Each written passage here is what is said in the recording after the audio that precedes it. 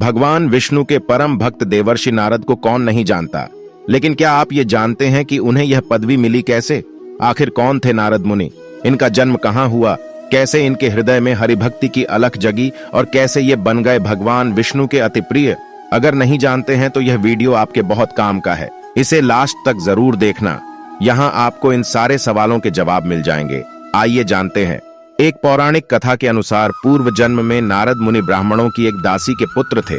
उनका नाम नंद था। नंद को बचपन से ही ब्राह्मणों की सेवा में नियुक्त कर दिया गया था। वह निष्ठापूर्वक सभी की सेवा किया करते थे। इस तरह ब्राह्मणों की सेवा करने से नंद के सभी पाप धीरे धीरे नष्ट होते चले गए और उनका मन पवित्र और शुद्ध हो गया। देखते ही देखते उनका मन पूजा उपासना की ओर प्रेरित होने लगा। नंद ब्राह्मणों की पूजा उपासना सुनते फिर उसी का जप करने लगते। लेकिन कुछ समय बाद ब्राह्मणों ने दूसरे स्थान पर जाने का मन बनाया और जब वे जाने लगे तो नंद अत्यंत दुखी हुआ। उसने सबसे रुकने की विनती की। तब ब्राह्मणों ने नंद को समझाया कि आना जाना तो प्रकृति का नियम है, जो आया है वह एक दिन तो जरूर जाएगा।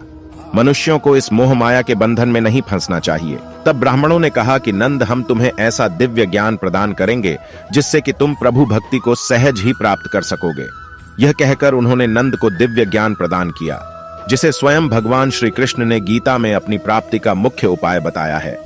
इस ज्ञान से नंद के मन में दिव्य प्रकाश फैल गया। कथा के अनुसार एक दिन सांप के डसने से नंद की माता की मृत्यु हो गई। तब वह अपना घर बार छोड़कर वन में चला गया और वहां भगवान श्री कृष्ण के चरण कमलों का ध्यान करने बैठ गया। उन्होंने अत्यंत कठोर तपस्या की।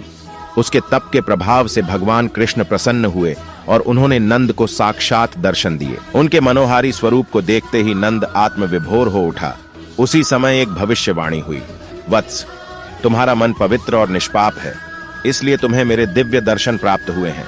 तुम्हारे मन में मुझे प्राप्त करने की जो दृढ़ इच्छा है, उसके फल स्वरूप अगले जन्म में तुम्हें मेरा प्रिय भक्त होने का गौरव प्राप्त होगा।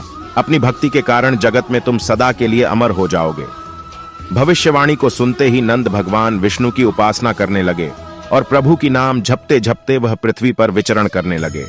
सृष्टि के अंत में ब्रह्मा जी और सारी सृष्टि के साथ वह भी भगवान विष्णु में विलीन हो गए। हजारों युग बीतने के बाद भगवान विष्णु के नाभि कमल से ब्रह्मा जी उत्पन्न हुए और सृष्टि की इच्छा से उन्होंने मरीचि, दक्ष आदि मानस पुत्रों की उत्पत्ति की। भगवान विष्णु के वरदान से नंद ब्रह्मा जी के मानस पुत्र देवर्षि नारद के रूप में उत्पन्न हुए। उनके मन में भगवान विष्णु के प्रति असीम आस्था थी। इसी कारण वह वीणा लेकर समस्त लोकों में उनकी लीलाओं का गान करने लगे। मान्यता है तभी से वह भगवान विष्णु के परम प्रिय भक्त के रूप में प्रसिद्ध हुए।